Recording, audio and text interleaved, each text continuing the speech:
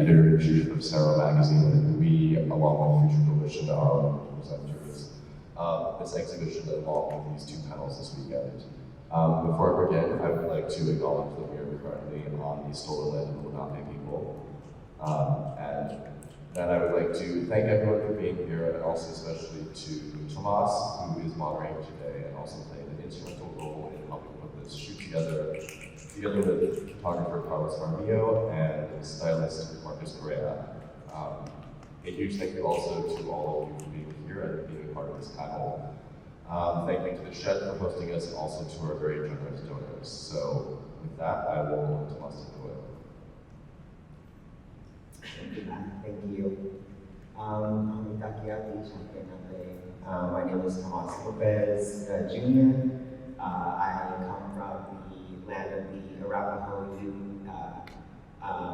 Shoshone Territory, also known as Denver, Colorado. I am one of many grandchildren of Chief of Chiefs Leonard Emmanuel Crodog Sr. My father is sometimes Chief Thomas Lopez Sr., and my mother is Waterwoman Sharon Dominguez. So excited to be here with you all today. As you can see, we're here to celebrate all of the many communities that we were able to uplift through this project, and also the individuals and the leaders that the communities have championed to be in these spaces.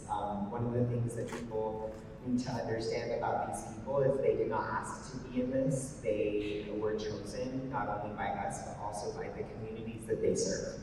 And so these really are the people that they have chosen to represent them. They've chosen to speak on behalf of them. And really excited to be here with you all today. There's a lot of different things that run through this project that really paint a truthful and authentic picture of what the climate crisis truly is, and also painting the picture of that the climate crisis has been going on since the colonial, since first contact with colonial folks from different parts of the world in Europe. As people of the communities that we come from, a lot of these issues that are being put into the media now and are being uplifted are things that we've been dealing with for hundreds of years. They're things that our communities have been trying to fight and identify for a very long time, and it's barely now that people are actually listening to us and giving us the platforms and the space that we require to continue doing the work that is in our DNA, is in our ancestral knowledge, is written literally in the stars and in our earth itself. So everything that we do, it really is not a career path, it's not a career choice, it's a way of life. We live this way. This is who we have to be in order to exist in this world. I have a little notes today because I've been boo-hooing a bit too much the past few days, so bear with me. My voice is also a little raspy, so forgive me. But I want to go ahead and just start by having everybody just introduce themselves, where you come from, who you are. And I also want to ask you to answer the question of just, oops, so sorry. What does intersectionality mean to you, and what does it look like in the work that you are doing in your communities?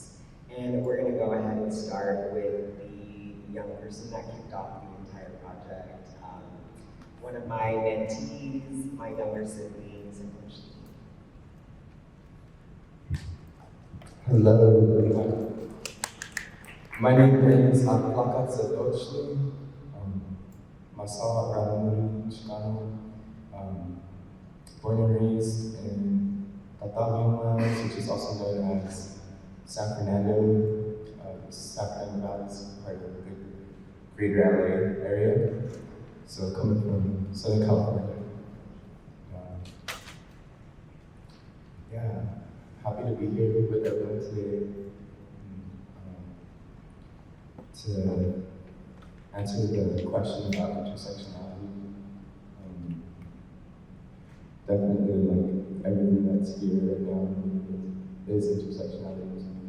Also, I feel like one of my most beloved responsibilities I know that I'm here for is the weaving of our movements, and I feel really centered in the networks that do exist, and that we have the ability to learn from each other's histories and stories and places that we come from. So I know without that I would be completely lost.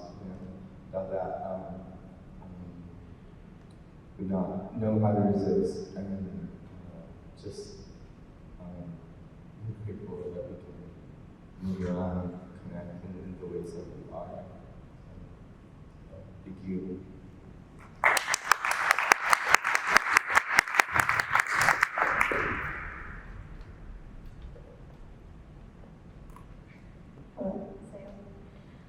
Soy su abuelo, Makasa Yats, Jordan, Six Nations Milogano. Hi everybody, my name is Makasa Yats. I am from Six Nations community. I am Mohawk, Wolf Clan, and Lakota. I wear a lot of hats within my community, and my dad is Chief Arlen Horse. Chief of the Lakota, Dakota, and Lakota nations in South Dakota. My mom is Dr. Dawn Martin-Hill. She is a professor and trailblazer in her own right. And they just gave me the most amazing childhood, and that's how I learned to navigate. And when we are posed with the question of what is intersectionality mean to us, I think that it relates back to what we say when we're in ceremony or when we're done smoking our chanupas, and in our gathering spaces, is that we're all related. That means, and that's Mahelona Orozco in our language, in the Lakota language. And that means, it means a whole lot in itself, and that can come into our work too.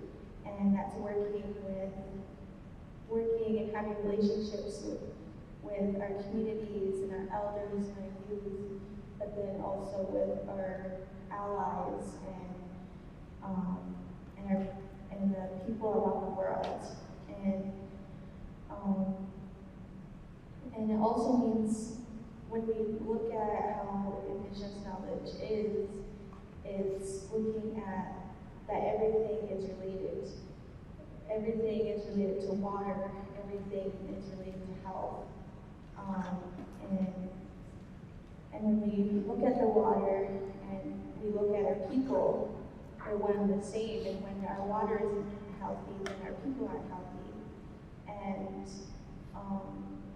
And so that's really what intersectionality to me is having everything woven and interconnected with each other. And that's how indigenous knowledge is, and that's how we work. And I think that's what I can say. And when we lead different projects, everything is really related. And everything relates to the youth, everything relates to our elders. We can't have our youth without our elders. And it's all related. So it's all interconnected and interwoven and co-created. And that's how indigenous knowledge and ways of knowing and ways of being works. Now,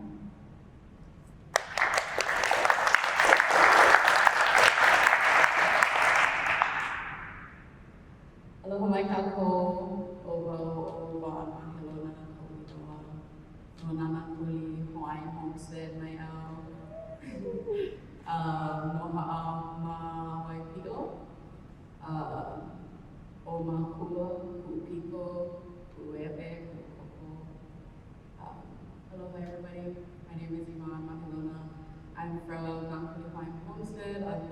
outside of Oahu.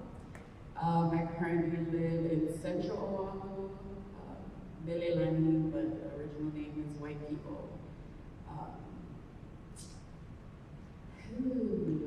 What is intersectionality to me? I think just to echo Makasa,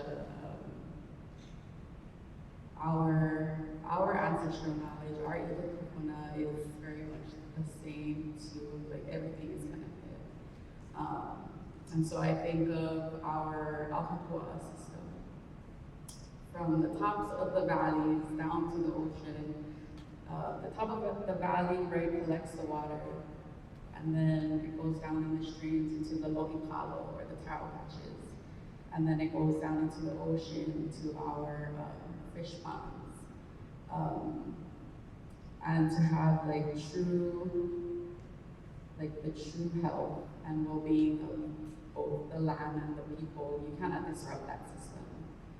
And so just like the Atlakatl system, it's kind of like our own personal lives.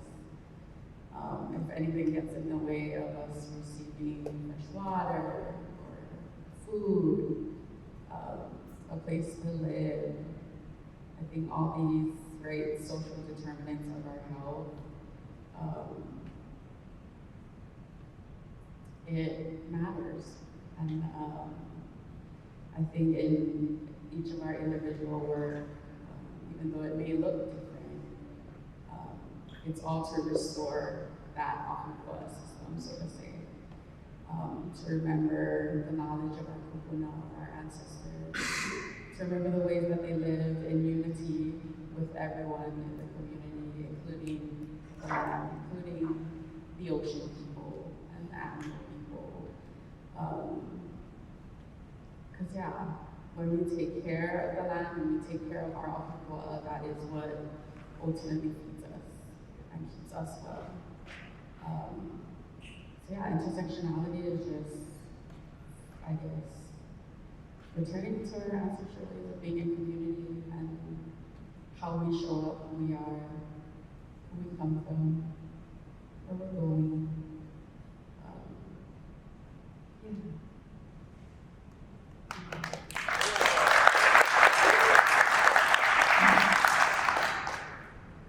Hi, my name is Sumaya Bouhbal. I am from New York. I've lived all over the city, but I'm here to represent Washington Heights, which is where my activist journey really began. I'm the founder and creative director of the Awards Collective. My social media manager is here today. Shout out Saha. I am Haitian American, and I am Tunisian. My father is an immigrant from North Africa. And to me, especially as a New Yorker, intersectionality means serving my community. New York is one of the most diverse places in the world, but it's also extremely segregated. And in order to truly unite the communities here, you have to understand each and every identity, why they connect, why they matter, and why we all have a stake in each other's liberation. So intersectionality, I feel, is humanizing the people around you, humanizing yourself, and figuring out from there how we can achieve equality.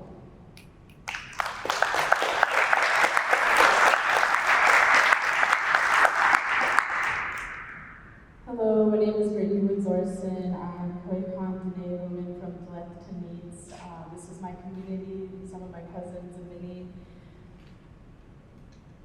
Intersectionality, we've always been connected. In visiting my Tlingit relatives, they have stories of traveling to Hawaii pre-colonialism and being part of a reparation project from my college when we returned the Tonga relatives. We found ivory tools in the mix of things that are from my community, and being connected to a Maya Yucateca woman who lives in my community, is my community.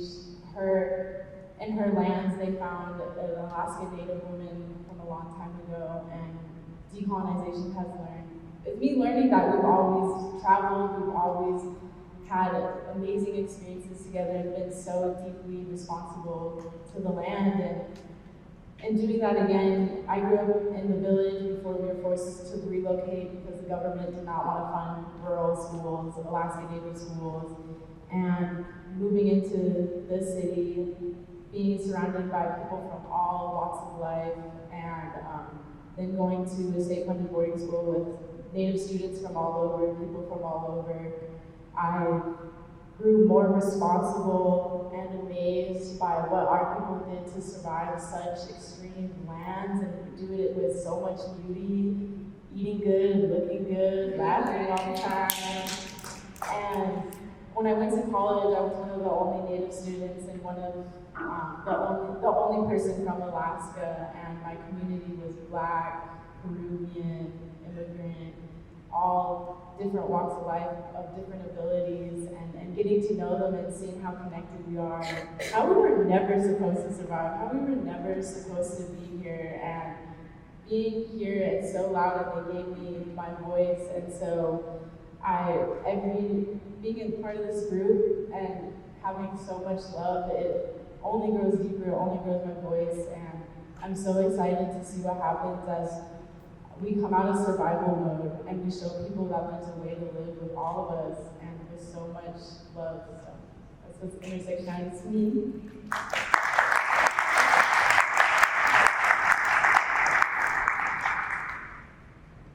What's good, John? Can we take a breath together real quick? Inhale. Exhale. What's happening, everybody? My name is Victor Allen Weeks from the west side of Atlanta, Zone 4, East Swats, Cascade, the son of Cotina Victoria Singleton and Antoine Canales Weeks. Came here with my partner and Jennifer from the west side as well.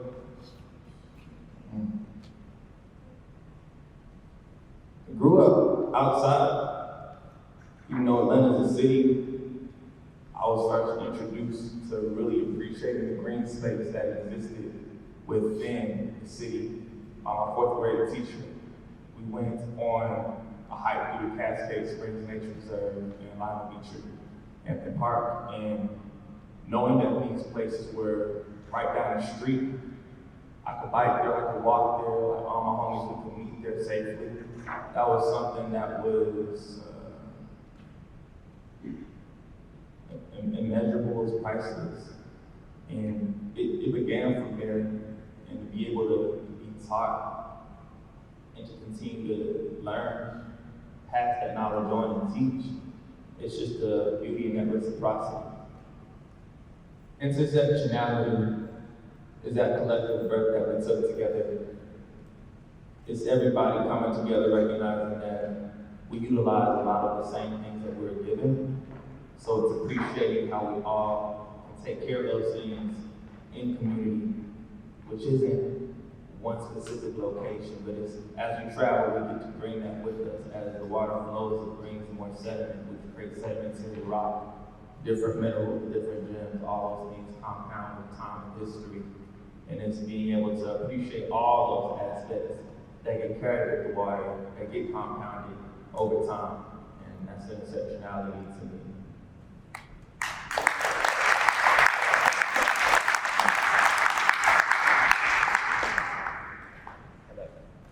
Mic one. Thank you so much. That breath felt really good. I think they needed it. I think I was kind of a little there, so thank you.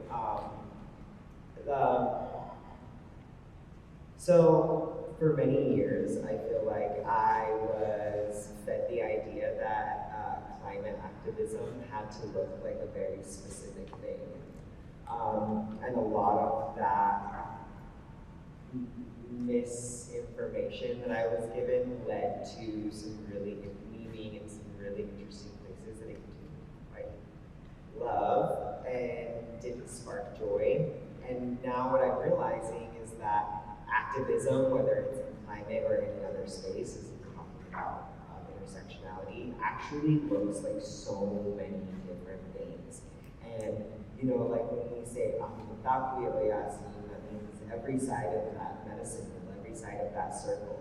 And how many sides of a circle are there? It's almost infinite. And so that's how many ways there are to be an activist. That's how many ways there are to fight these things. It doesn't always look like a fight with your fists that are closed. That's one way to fight. That's certainly one way to fight, and you can choose to engage in that. I've done it a few times this week almost, you know? So, just kidding, but you know, it's real. We make these choices, and each one of these young people stands on a different side or a different perspective of that. And at different times of your life, you will move to other sides. You will never stay quite in one place. You will always have to meet the needs of where you are at in that moment. And so one question that I have for you, Makasa, is what does your activism look like? What does it look like in your community and in your life?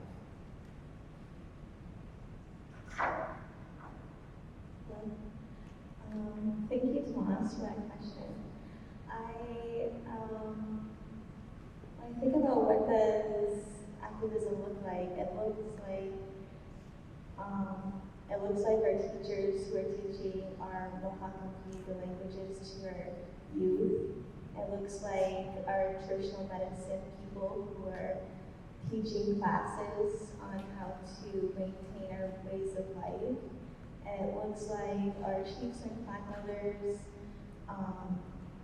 teaching about our ceremonies, about our treaties, about our ways of being, and how our people work in our knowledge and our traditional knowledge and ways of being. It looks like my mom was taught as a professor in Indigenous Studies for the last 35 years. It looks like so many things. It's infinite on what activism really looks like, especially within Indigenous communities, because we were never really supposed to be here. That's why our reserves in Canada and in the US have no clean drinking water. That's why they're called reserves. That's why we have a lack of housing and funding, because we were never supposed to survive the genocides and the boarding schools, the 60s school. We were never supposed to be here, and activism is just being here, and not only that, but making changes and standing up for our waters and for our rights. And it just looks like so many things. If anybody can be an activist and trying to, in their work, trying to create spaces for Indigenous voices, because to be honest, we're not really in the media. We're not really walking down the runways of Vogue. We're not being seen on billboards. It's called erasure. Because we're really, Canada is my home state, and we have hundreds of nations within Canada, but where are they? Where is the artwork? Where is, when you walk into a building, are we there? Or where are we? So I think anybody can make spaces for Indigenous peoples especially, and use their voices and create space, especially as allies. Yeah. And I know that this is just something I would like to ask about. You did a project with some of the marine the turtles in your rivers. Could you just talk a little bit about that work? And I think there's a lot of young people who are very interested in STEM and how STEM and Indigenous knowledge can come together to really do some very beautiful work. So I would just like for you to talk about that a little bit. Yeah, I definitely would too. My mom has this Mahelona water research project that has been going on for the last 5 years. And we look at Six Nations water. And we found out that we have this whole water system, and that's our treaty lands. And we have a lot of cities upstream, and all of that pollution comes downstream to where we are, and we have about 40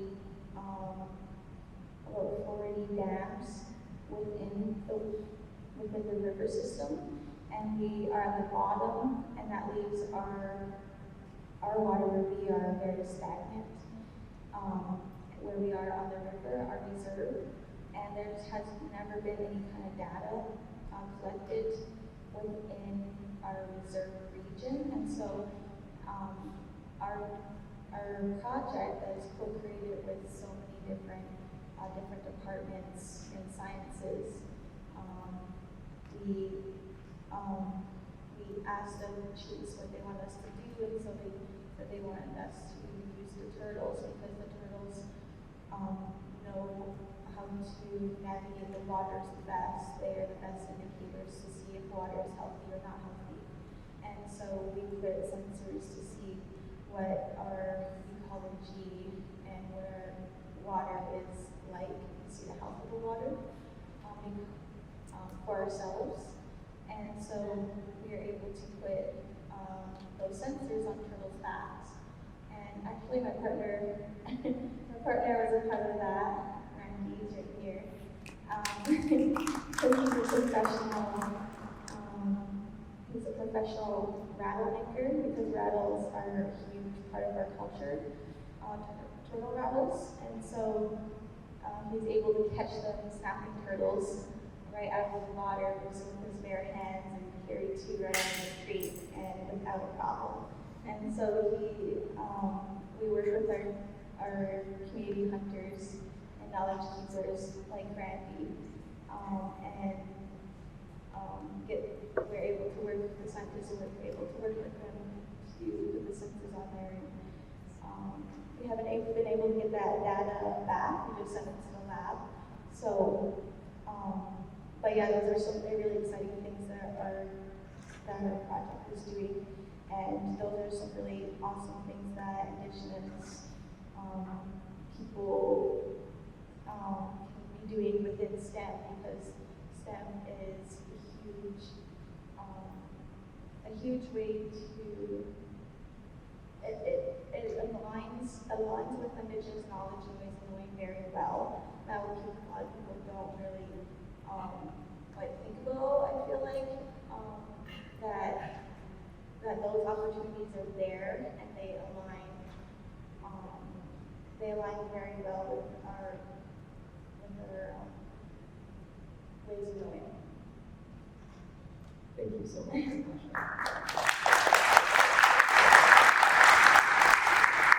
So that brings me, segues kind of into the next topic. And if you guys want to answer any questions that you didn't get to, feel free to. This is not, we relax around here. But as you said, a lot of, all of where our homes are at as Black and brown people are so intentional. We are not where we are at by accident, right? They put us in places that were the most difficult to survive in, and here we are. So there's that, but with that also comes the notion of forced relocation and fighting to not only return to home, but fighting to return to whatever home is now. The truth is that sometimes home is no longer there, and you then have to figure out what home is now, and that's another part of what's great about being Indigenous sometimes is other peoples open themselves up so that you have home, you have that still, and that's something really beautiful. But I want to actually pass it over to Brittany to talk a little bit about your experience and where you come from with relocating and your fight of returning home. I'm thinking about so many people who I'm an accomplice to across my state, and I'm thinking about what it's like growing up in a community with no running water, which is true to this day, which so many of our communities still face. I'm thinking about my relatives in Sitwasak or Nome, Alaska that are trying to stop the world's biggest open pit mine, which is 30 miles from the community. Thinking about my sister on the Kuskokwim River trying to stop Donlin to protect one of the last salmon runs in that region that feed our whole state. like community-driven spaces, cultural sanctuaries, creative sanctuaries, and my family's history in LA is somewhat recent. So,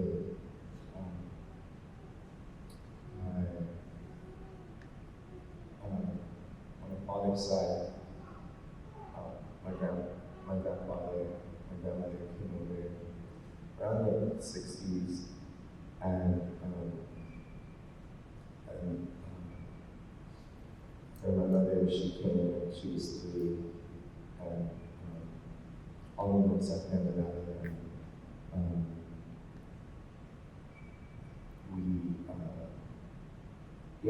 eventually, like, working classes passed, and generations happened, but I'd say a lot has transpired with finding a home there, and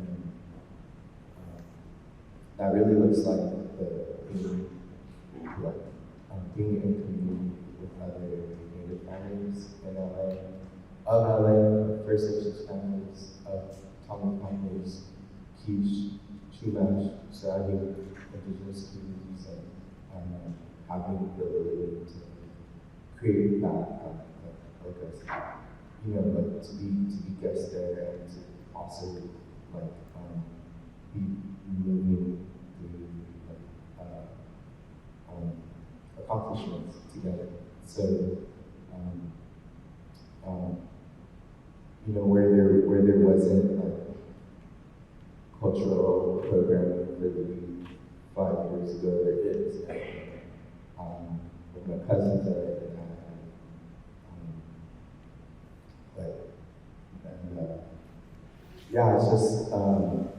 it's just interesting too. When it comes to having a home, my story with TOKALA is really tied into that. Now I've adapted to being able to carry sanctuary with me. But I'm grateful to know that I do have many homes, the need for housing justice in LA is so real and so pressing, and it is possible. And if we had never taken it upon ourselves as collectives of families to reclaim those vacant homes owned by the state for housing for our families, there wouldn't be as much effort that is there now from the city and the state and Caltrans to create these low income housing options out of these homes. And although it is moving very slow, we were catalysts for that. But not only were we catalysts for that, other housing justice movements around that same time, us being inspired by others before. So,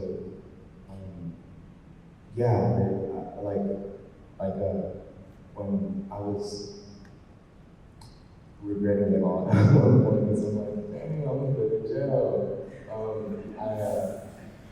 I just had to remember that no, we do by example, we learn from each other, and we make an effort.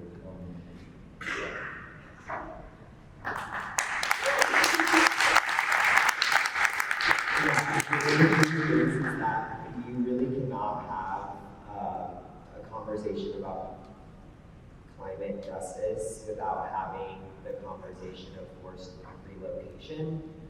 Because the truth is that, and this happens everywhere, they move people to what they see as unuseful land that has no purpose. We as people that come from the earth understand that there is no such thing. Every piece of the earth has purpose. So they force us into the corners they don't seem worthy for their palace. And then years go by, hundreds of years go by, they catch up with indigenous knowledge, and then they say, actually, we want that. Actually, we found out with our science that it's valuable, so we're going to take it. And we have all these laws that we've been writing for the last 100 years to legally do it. So we have to have those conversations. Gentrification is a climate issue. Like the idea of it's old, we don't need it anymore, knock it down, build something new. It's a part of it. It's consumption. It's an addiction to continuing to consume. It is ravishing the earth.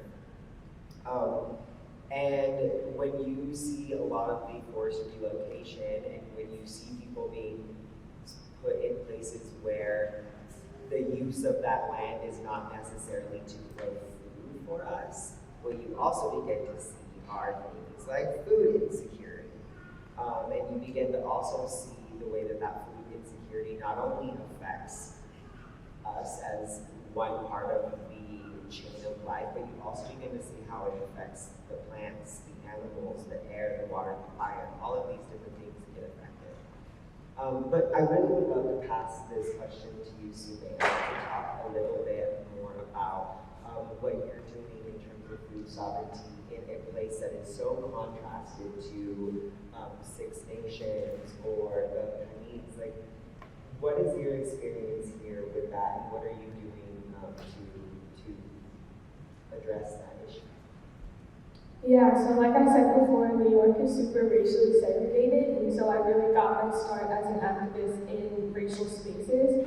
And so when I started distributing food in 2021, I didn't know I was doing climate work, and even when I was asked to be part of TOKALA, I still felt that like imposter syndrome of like, oh, but I'm not Greta on a boat, like, you know what I mean?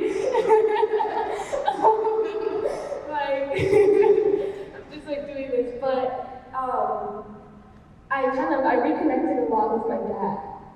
And my dad, like I said, he's from Tunisia. We are indigenous Africans. In the West, they say Berber, we say Amazigh, which means free man in our language.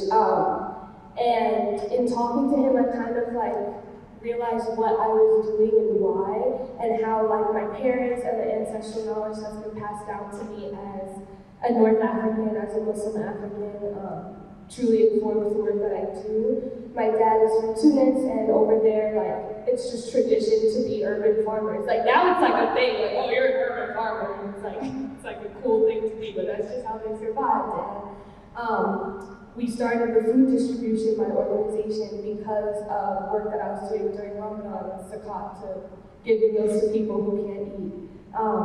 And I just realized that, like what everyone else is saying, like, we've always been climate activists, and we've always done the work. And with food distribution, it's not the main thing or the only thing my organization does, but it's something that we continue to do. This year, during the month of Ramadan, we filled up more fridges than we ever had. We've done a fridge every single week. Sometimes we did 2 fridges.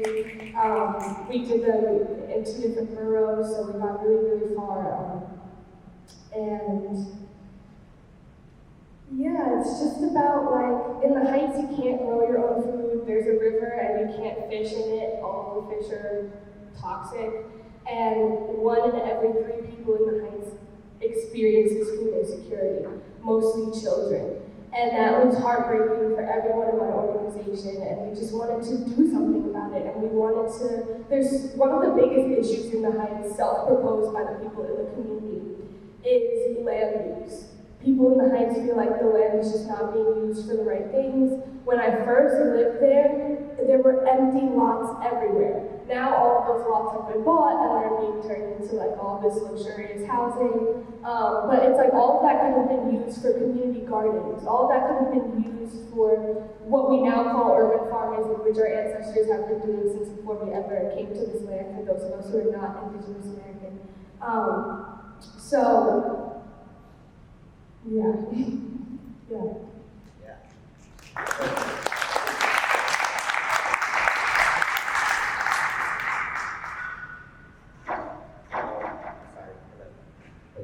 Okay, wait. Next, I would love to pass this to my brother Victor. am here to talk a little bit about, you do almost a dual, form of farming. You are not only in an urban place, but actively working within a very rural place as well. A rural place that I feel like sometimes we think that I guess Black people don't live in rural communities, that they must just live in cities, but there are actually Black folks that live in places that are just like our indigenous communities. There is very little access to electricity, running water, hospitals, medical attention. Honestly, I felt like when I was in Sacramento, I was on the red, just loved it. It was amazing. But the coolest thing ever. So I'd love for you to just talk about how you've been able to do that and merge the two worlds together like that. For sure. I'd like to even bridge that question, so previous question about finding our way back home. So, like I said, I'm from the west side of Atlanta.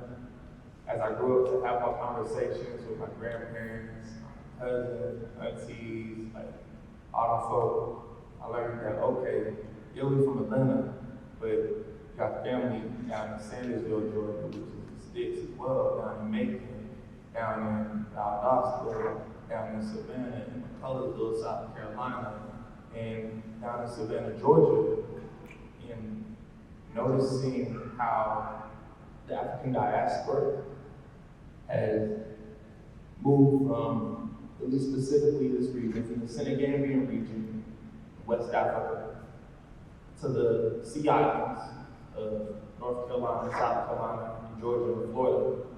Then noticing how that migration extended outward into the South and into the North and the Midwest and the West. I'm like, okay, where do my folks come from? And so I had more questions, I was inquiring and being able to visit with more people. The map naturally brought me back to at least where I can recognize where some things started. And so, growing up and practicing environmental stewardship in the green spaces and the parks at my high school, the Urban Agricultural and Horticulture Society, and then going to Davidson College, I ended up taking a course called African Healing and Religion in the American South, taught by Dr. Tracy Hutz. We had a field study component where we went down to Low Country, Georgia and South Carolina. Sapelo Island happened to be one of these spots. And Sapelo Island is one of Georgia's 13, I believe, barrier islands, also called the Golden Isles. And there's this location, there's this spot, there's this community called the Hog Hump Community. It's one of, I forget the exact number, but many humps that were all around the island, all around the 16,000 acres of the island. Between the 1930s and the 1960s, the owner of the island, R.J. Reynolds, consolidated all of those saltwater beach communities into the lowest topographical spot on Sapelo Island, which is where Hog Hump resides now. It's officially 438 acres out of the 16,000 acres of the island. That community, the saltwater beach community members have less than that because there have been intrusions by the state, by other private entities and folks who just want equity in the stake of the land for themselves. So it's been steadily encroaching on this land stewardship that the saltwater beach people have been performing for centuries. So I remember we went on the Low Country field study, and then our teachers was like, if you ever need any folks to come down and support, call us, we got you. We're gonna send some folks down. And farmer, griot, storyteller, historian, Maurice Bailey Sr., that was the person who gave us our tour. He was like, all right, I can do that. A couple months later, Hurricane Irma hit the southeastern coast, and it brought a lot of damage to the historical architectural components of the island. And so Maurice Bailey Sr. called up the school, called up Davidson College, and was like, hey, yo, y'all say y'all could bring some people for it, right? And then, yeah, we just moved from there. I was able to worked with the Bonner Scholars Organization, which I was a part of, and we were able to get funding to have a service blitz. And we were able to rally the troops, rally the folks to spend our fall breakdown on Sapelo Island. Jennifer Thompson was one of those pioneer folks that came down for the service blitz. And and it was an unforgettable experience. One, just being able to work with community members to restore some of the things that they've been taking care of for years. To just hear them just shooting the breeze, just telling stories, like not even understanding all of the Geechee things they were saying, but just being present and experiencing that. It was something highly familiar about it. You know, I didn't really understand it. Jennifer had a really cute awareness and was like, hey, how do y'all get food? It's an island. It's an hour drive south from Savannah, Georgia, and then 30, 45-minute ferry ride through the estuaries to get to the island. And had a lot of questions about food insecurity, and it was interesting because that's where we learned more about what our teachers in the academia call participatory action research. But it's really just getting to know the folks that you're working with and making sure y'all on the same page before you just go in and do something. So we had several conversations with the people there. It was like, okay, this is an idea we have, but how would it benefit y'all? What do y'all need? And what we initially thought would be a community garden turned into something that was able to utilize agriculture as a beacon, as a flag that kind of symbolized, not kind of, but symbolized that each community is still here and existing. When you think about food, when you think about the recipes and culinary arts, and without no food, there's no society. If we didn't eat, we wouldn't be here, right? And how all this food and the ways of knowing good food has been passed down generation, millennia, like how that's still here and strong and they maintain it. You got to grow crops that illustrated that, that demonstrated that. So going back to Sapelo Island, I said it was kind of a way of finding my way back home and just being able to interact with like the youngest cats on the island, kids, 7, 8, like even 4 years old, and then like the elders, just like sitting on the porch or just driving down the road in their trucks and like meeting at the fishing hole, just like telling stories. It was and you got no words for it for real, but just being present and then bringing all the different aspects of what we're interested in and who we are as people. So bringing the photography and the videography aspect that I've been practicing since 13 there, it was really imperative to me to make sure that we was all on the same page and we was cool. It was weird because my professors were like, yeah, you can turn this into a research project, take a camera, start interviewing. That didn't sit well with me for real. Off the jump, I was like, nah, I don't want to do it like that for real. Because it felt very extractive. It wasn't right. But I'm thankful that we got the time to build those relationships with people. And then eventually they're like, oh no, yeah, you cool, you got the camera. It got to a point where if I didn't have a camera around, it was like, what's happening? We got stuff going on. And so to have that doorway open and to kind of be welcome back as family members each time we go back to have folks. Nobody goes hungry in the island.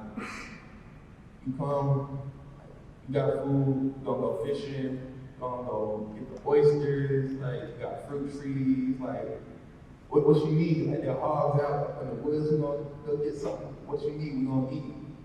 I forget your original question, but I think I meandered to hopefully bring somebody up upon what we've been doing.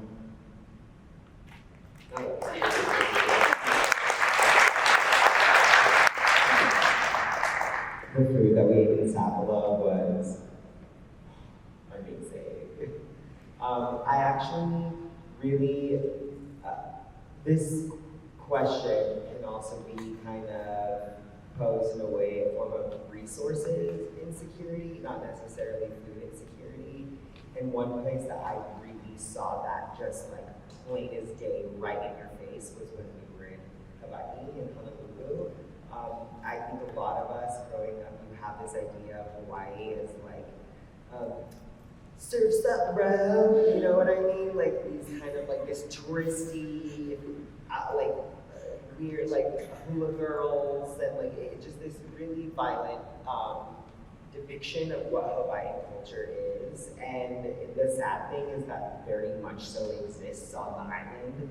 Like they sell it and then pump it in the big and mainstream part of what it is. And then you drive just a little bit west onto the other side of the island, and you visibly see that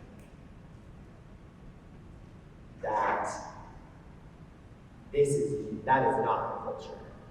And you can visibly see that resources are not being given to communities. And the biggest difference between these two communities is, of course, skin color. Because once you go into the west side, everybody is gorgeously melanated. So I would love for you to speak a little bit about what you've experienced and that interaction you've been forced to deal with your entire life. So yeah, we say the same, like everybody thinks of Hawaii, and it's like the white man wrote in first Western contact, right? We are this fair maiden, fair island nation, with arms wide open, no top on, hula skirt, just waiting for you to come and have your rest and your leisure.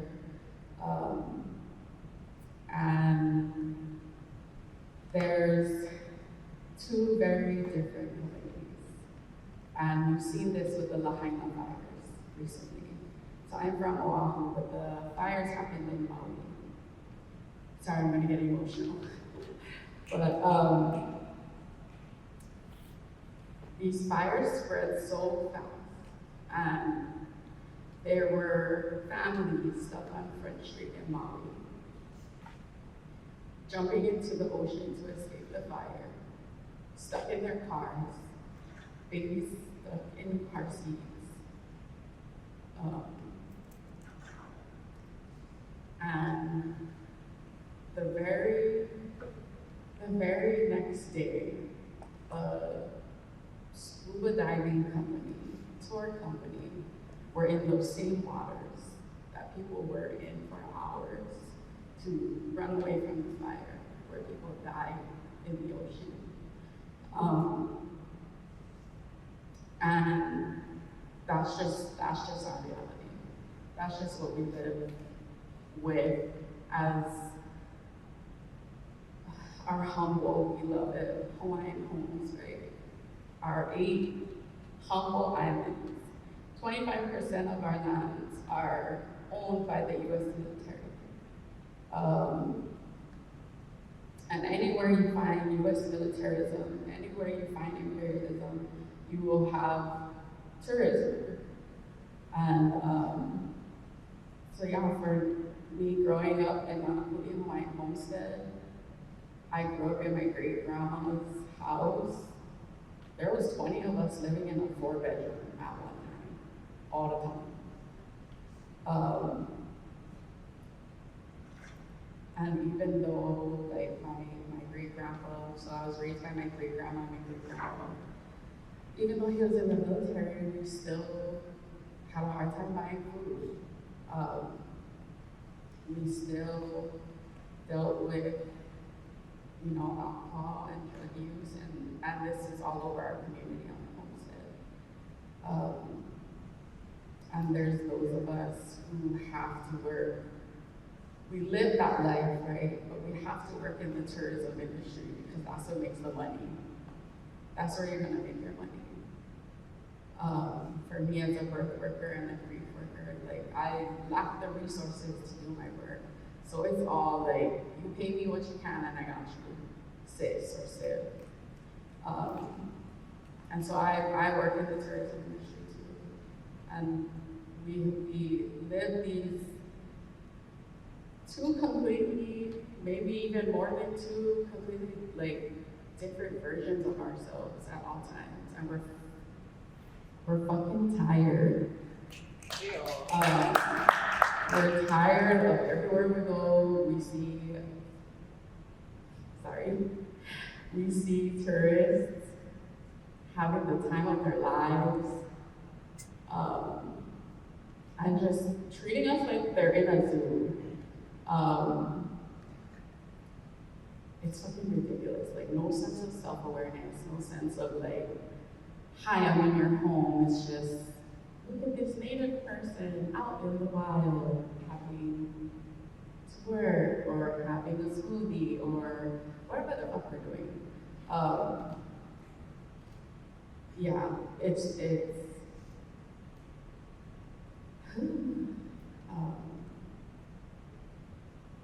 just annoying. And I feel like, for me, I didn't grow up in activism work. I didn't grow up in movement work. I didn't grow up knowing my ceremonies, right?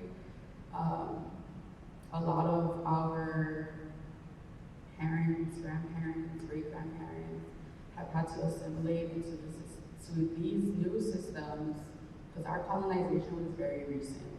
It was not that long ago. And so, I just lost where the hell I was going. But, yeah, first, okay, I know where I was. I came back home. I didn't grow up in ceremony, didn't grow up in the movement, but I was always angry. And I see my uncles were angry. My uncles are a part of, like, when people say you go to Oahu, you don't go to the west side, it's probably because of my uncles. So that was the type of activism that I knew. That was the type of climate justice shit that I knew, right? Is like, howlets, tourists coming to the west side, acting on any kind. Sorry, that means acting the. You kind of do that. And then too, like my great grandma who raised me, we didn't have the name birth worker, we didn't have the name grief worker, we didn't have the name like, you know, because we assimilated, like we didn't call her a traditional healer, a traditional medicine woman, she was just Tutu Mahelona. And when I think back now, she was a community organizer. She was a solid pillar in our community. For anyone birthing, anyone grieving. She was a nutritional healer, a lay hand healer, she was a prayer warrior, she was all these things. And she could organize the hell out of our community and our family. Did I even answer the question? But yeah, I think, also, freaking Red Hill. So there's, Oahu has like these big aquifers, and I want to say it's like the biggest out of all the eight islands, even though we're one of the smaller islands, we have the biggest aquifer. And so the U.S. Navy stores their fuel tank, right, for the U.S. Pacific Fleet, in case they want to go to China, they need somewhere to put their gas and their fuel. But these tanks, 250 million gallons of fuel, 100 feet above our biggest aquifer on Oahu. And in the end of 2021, and to be honest, probably years before that, as a Navy officer tried to like blow the whistle and be like, please, you guys gotta check the Red Hill fuel storage facility. And they're like, actually, girl, shh. And like moved her somewhere else. Like they actually relocated her to somewhere else in the country. But yeah, another example of like this militarism and how they impact our home and our environment, and we still gotta see them in their uniforms every freaking day. It cause uphill traffic. They think that driving in Hawaii is like driving in the mainland, and they drive all reckless. Like we drive slow. Please slow down when you in Manhattan. Sorry, I'm all over, but I think I think that's it.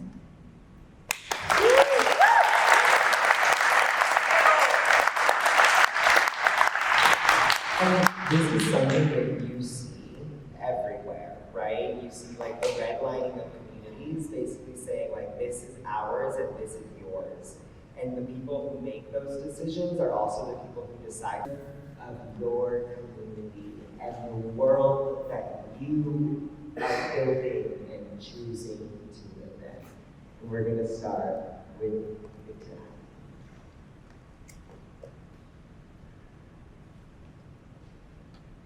Indomitable spirit, compound. Patience,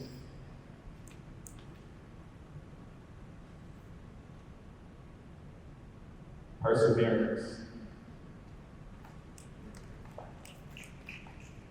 Sovereign, abundant, crispy. My word is just empowerment. I hate how many Black and brown kids in New York City feel like they have absolutely no power. And I started this by shouting out my team where people arrive, so I just want to end by shouting out the Young Boys Collective. Thank you, Maya, Idea, so many more, Jimmy, and Ismael.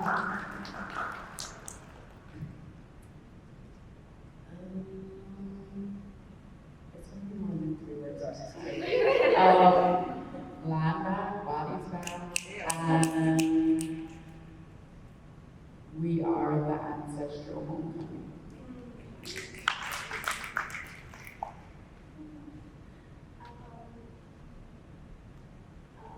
I would have to say, I would say like powerful, rebellious. We're gonna need some hardcore changes, and they're ready for it. Our youth are ready to make those changes and be the hope and be the future. Yeah, resilience, powerful, absolutely.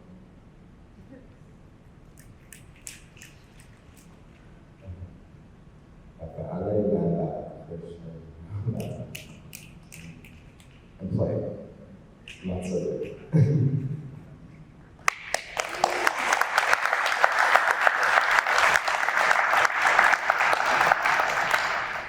We often talk about a lot of very deep and meaningful things, and sometimes I feel like it can be really easy to just hone in on that, right? So to me, it's very important that when we do these things, we always end on like, what is the future? What are we reaching for? What are we hoping for? We cannot just assume that the world is on fire and we're all gonna burn. We also have to understand that the world is going to end. The world has ended many times before. The world will end many times again. And you are just a part of that cycle. This is where we are at. And we will continue to move forward whether we want to or not. We don't have a choice.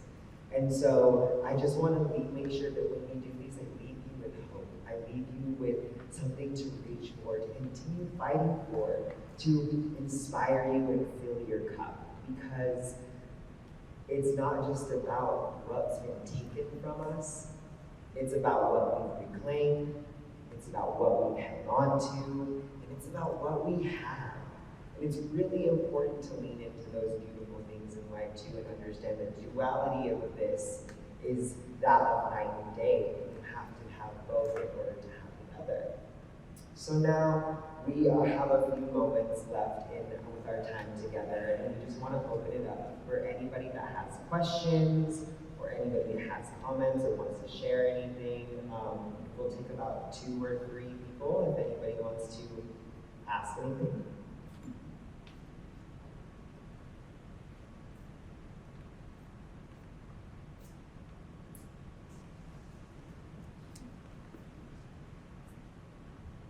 Hello, y'all. My name is She. Thank you for everything. I guess I kind of have more of a comment than a question with regards to STEM or STEAM. Being able to include the art form, I think, is also, when we're doing ecological work, reminding ourselves that all the science that is used on Turtle Island is stolen. They didn't want to eat strawberries, right? They didn't want to eat tomatoes because that's red, that's no soup. But that's only survival, and that's grandma medicine.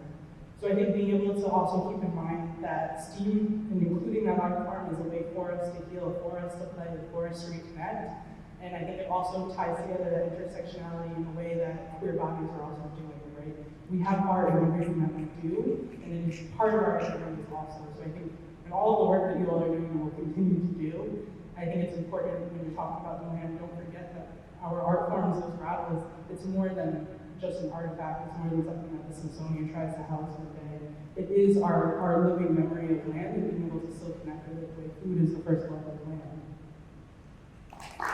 Thank you. I just really want to emphasize what you said. Our organization is an activist artist collective, and I oftentimes tell people that, and they're like, yeah, but pick one, what do you really do? And it's like, we really do both, and I think especially as a Black person, it's like, Black people do everything with art first.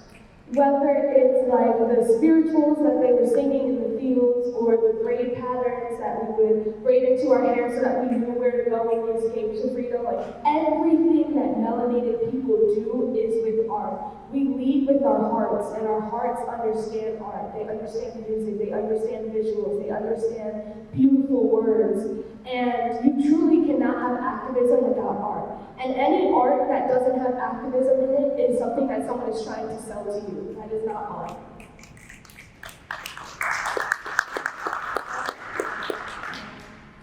Yeah, I misspoke earlier. I did not mean to say indigenous people knowledge fit into Western science. I meant to say that we have our own indigenous science, and we have our knowledge of our cosmos. We have our own knowledge of science, and we've had science for millions and millions and millions of years. So we are our own experts at our own science, and most of the time Western science is trying to catch up to indigenous science, and most of the time their science is stolen from our science or not credited. So I want to recognize that our indigenous peoples have our own sciences. We have our own ways of knowing, ways of being.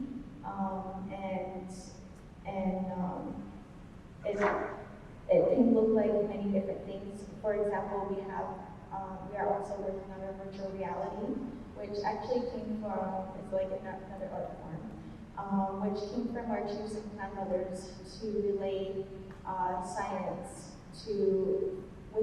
within our stories, within our creation stories. And so when you put on a VR headset, you are a sky woman, and you are falling, and you go through the different teachings within Sky World, and then fall down onto Turtle Island, and that's how Turtle Island is made, and that's how North America came to be. And so we have our own sciences, and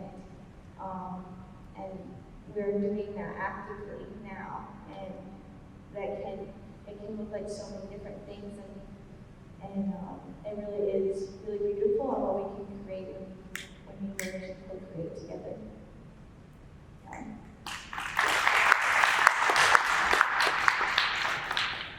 I'd like to add an R, steam, between the T and the E to make it extreme, and the R represents reading, because there's a lot of literature out there in academia, in our oral traditions, and it's important to be able to assess the words, whatever language it is, so we can know those words for ourselves, challenge the soundness of those words, and also be able to pass those words on as well. So that's my little tidbit.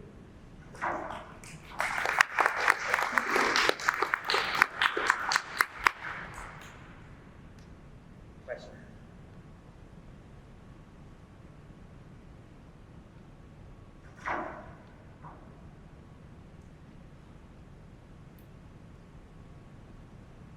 No question. Oh, let's see, we have a question over here. Yeah, in the brown.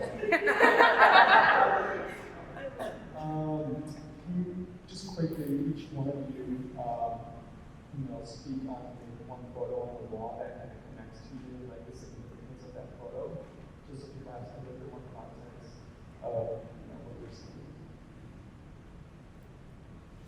I'm so sorry, can you repeat that for me? Kind of it. Oh, okay, sorry.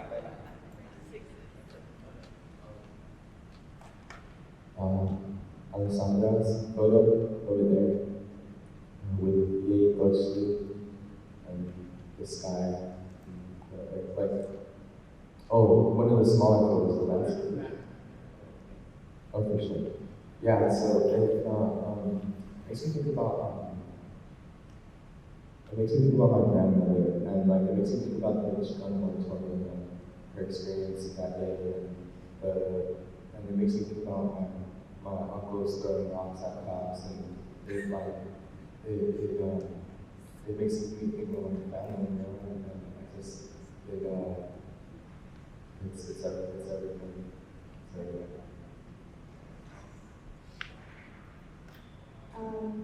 So my photo is right here, the big one, right next to the door, and also right here, the long house on this, in the field.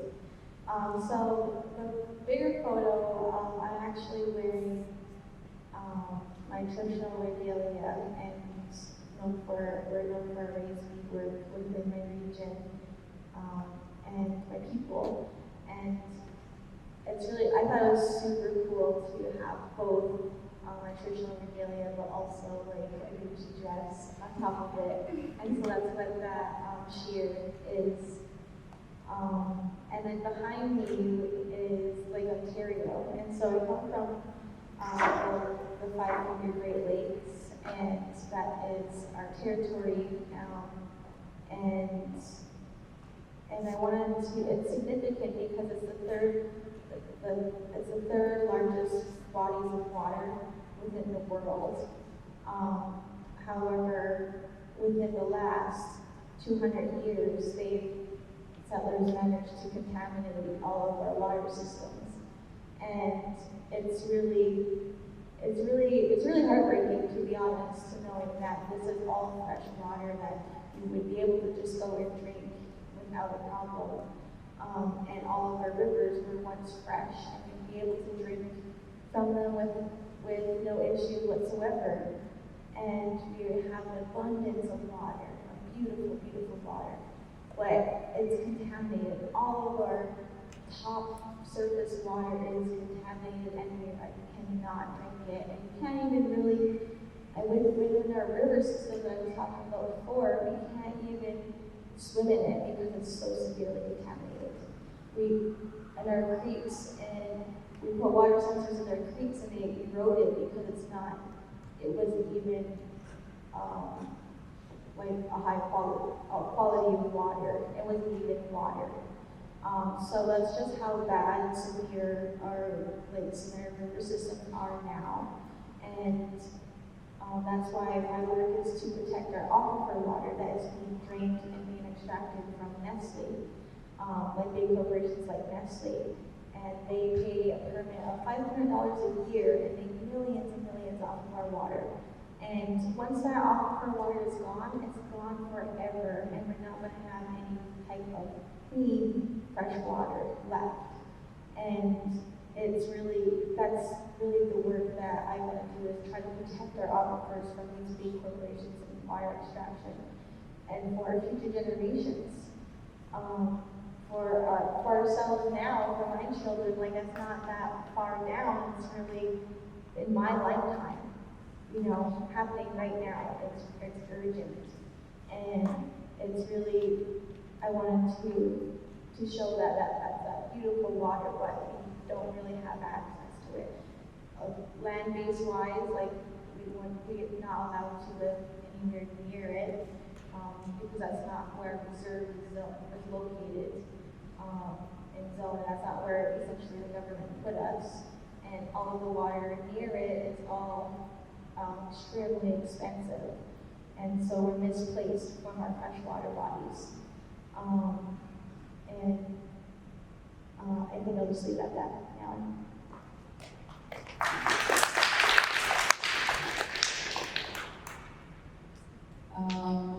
So over there. This is Makasa Valley because this is actually my favorite corner of Makua Valley, and her name is Koia. And so this entire valley, Makua Valley, is owned by the U.S. Army since the 20s. They pay there's a lot of, there's a lot of military, right, bases or like land like this that's totally empty, that the military leases from the state of Hawaii for $1 for 100 years. And so Makua Valley is important to me because me and my family, we're a fishing family, we're a surfing family, we are just all over ocean family, and so we camped here every summer of my life, and just hearing stories from like my mom's generation of like, yeah, this valley used to be on fire every year. U.S. military used Makua Valley as target practice. So they would either have their ships out in the ocean, unloading bombs into the valley, shooting their big fancy guns. We had a lot, this was a place of ceremony, it was a fishing village. They evicted Hawaiians out of Makua Valley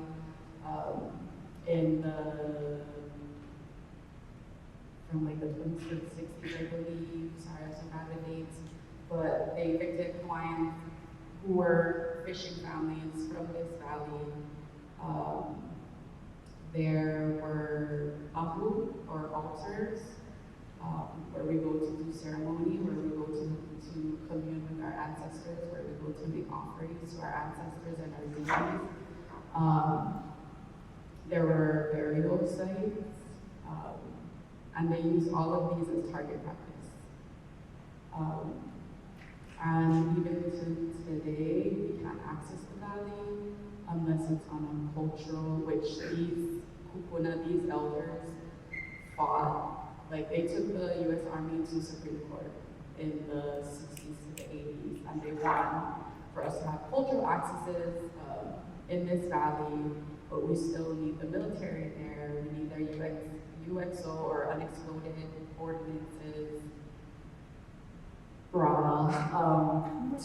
like guide us on the tour so we don't step on things and blow up.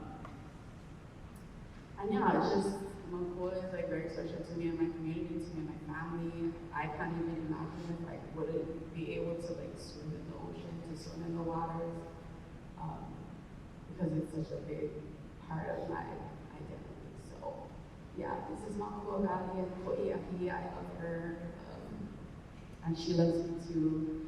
I think in my work, right, in our work, we say defend the sacred, or we say protect the sacred, and it's because the sacred protects us too.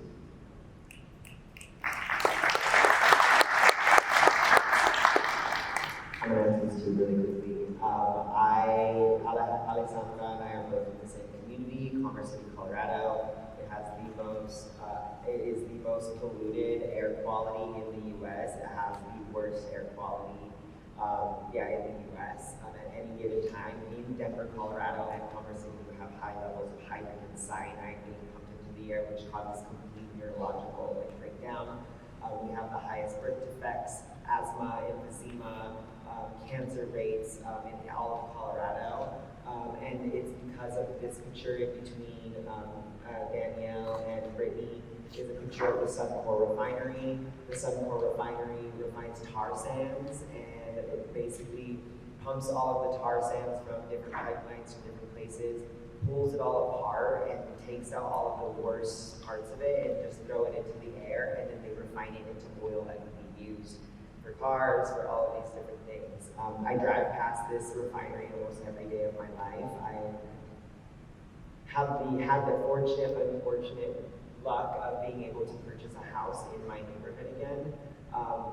It's a neighborhood of working Black and brown people, primarily undocumented Mexican people, and for a long time it was the shanties of Colorado, and now they want it, and they are violently gentrifying it, and it's also the home to what was the U.S. arsenal. And so there's a lot of unexploded nuclear bombs in the ground, and they just kind of went ahead and made some weird laws allowing people to build homes on this land. And so they have disturbed all of that nuclear material, and it is now in the air floating everywhere. And I think what people need to understand about things like this is that pollution, toxins, chemicals, they don't stop at county lines. Like, they don't care that you live in Utah and I'm in Colorado. They don't care that we're Commerce City and you're Denver. If Commerce City is polluted, Denver is polluted. If Colorado is polluted, New Mexico, Utah, Wyoming, Montana, all of those surrounding areas are polluted. If they're polluted, then everything surrounding them is polluted, because it's about intersectionality and we're all connected. So when you disrupt one part of the chain, the rest of it makes the noise. I'm already getting emotional, thinking about what I'm gonna say, but I started my organization at a very hard time in my life. I was only 16 years old and going through the pandemic in New York, and it was horrible. People would be dead in their homes for a week, and their whole families would have to live around their dead bodies just because the city didn't care to help.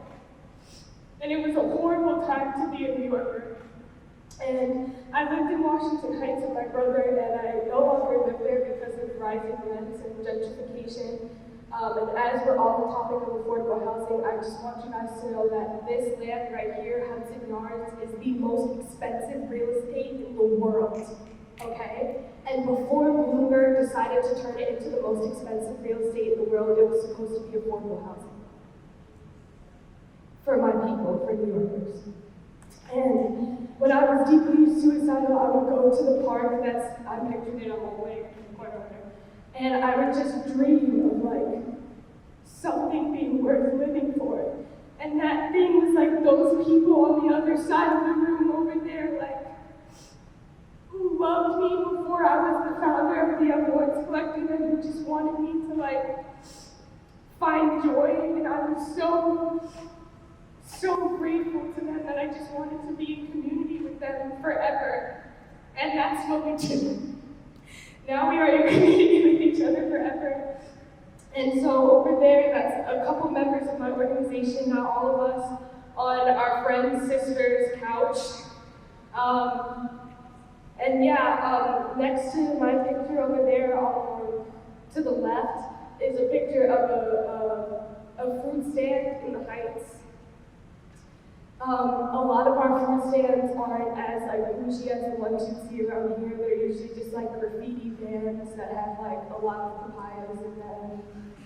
And that's exactly what you see. But this project means so much to me, because still to this day, that park is the most important place I have ever been to, and those people are the most important people I've ever met. And I literally owe my entire life to the images that you see on the wall.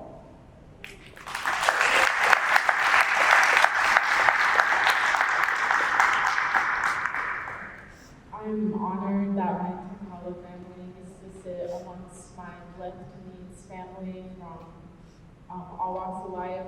This picture was taken at the airport. You can see the runway is made of rocks and dirt, and it's alongside the Yukon River, and we're currently experiencing a salmon collapse. We are salmon people. Our summers were spent 16 hours a day in the midnight sun. That picture is taken at midnight at the end of the day when we're experiencing sun all day. And I never thought my fish would go. I thought all the rest of my summers would be spent at fish, and we no longer are able to fish, and so I want to bring that story here. And the power that Carlos and Thomas Marcus, they traveled 18 hours to tell our story. It was 12 hours of flight, a 3-hour drive on a dirt road, on a highway, and a 3-hour drive, and then 2 hours on a boat. Nobody does that. And I never thought I'd be able to tell my story in this place, in this context, with these people. And so I just hope my cousins get the chance to tell their story while wearing an regalia, and to teach people a good way of living, because when we talk about these extractive stories, this don't even make sense financially. In Alaska, these projects cost billions of dollars, and they cost environmentally much more than that. And I just dream of like the internet being able to give us stories, being able to tell our stories and be able to sell our jewelry that we want people to wear and to show up in government spaces with our regalia and our looks. And so the power of like, yeah, just, that was so hard to travel, and I hope this continues and like we all take the time to hear one another's stories. And there's like, yeah, so much richness.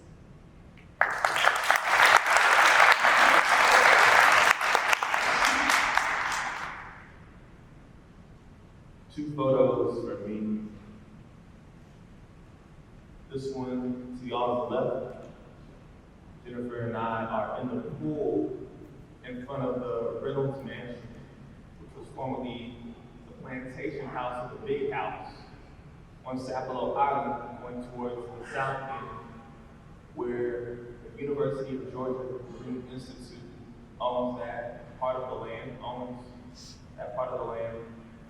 And this Reynolds Mansion, you can rent it out. You have to rent out the whole spot, like all 16 rooms. And it's weird that it's a place of tourism when it's a beacon of violent upheaval of land stewards and defenders and folks who have created this mutualism with the environment, and to be with the whole Future Coalition squad that came through and to just pull up, saying, we're not paying y'all to take these pictures, we just gonna be here and disrupt whatever y'all got going on, because as much stake as y'all say y'all got to be here, we got the same stake, if not more, like on the real. So it's brash, and it's, I love that. I'm glad that we were there and we pulled up. And the second picture is right behind us. It's like all the faces, the elders and the youth, the intergenerational sharing knowledge and experiences and compassion and love and bravery and fortitude. Like, I just can't help but feel hope. And it's like, it's a buoyant sensation of like, we got this. And there are young folks that are gonna know that they got this too. And despite how hard it may seem, it's never impossible. So that's for me.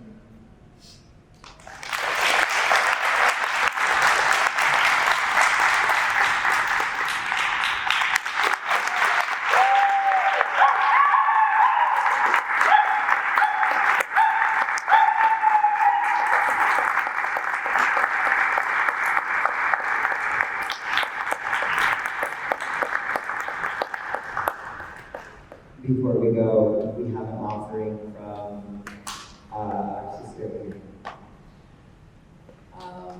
So I'm usually when things end, right, it's very sorry. Sorry to that mom. When we talk about our homes, right, and why we love them and what we're fighting against, it's very heavy for sharing all of your stories with us. And the way that we ended Hawaii is by ripping an oli, or a chant. And so this oli is called Kapihe's prophecy. And in this prophecy, he says, all that is being held down will be lifted up. Everything that is being held up right now will be teared down. And our islands, so not just the Hawaiian Islands, but I think what Marcus and Carlos and Thomas created, and all these beautiful, amazing people around these walls in this room with us. I think that's what, a part of what Kapihe was saying. It's not just in our own homes, but we're reconnecting with all the people fighting in their own ways, who are loving their own land, who are loving their own people and their own communities. So all that is being held down, will be lifted up, and everything that is being held up will be brought down. And our islands will be united, and the pillars, which is each and every one of us, the pillars will stand. So mahalo. Piano la loe, piano mo kua na kapaya. Piano la loe, piano mo kua na kapaya. Mua no kala hui o Hawaii.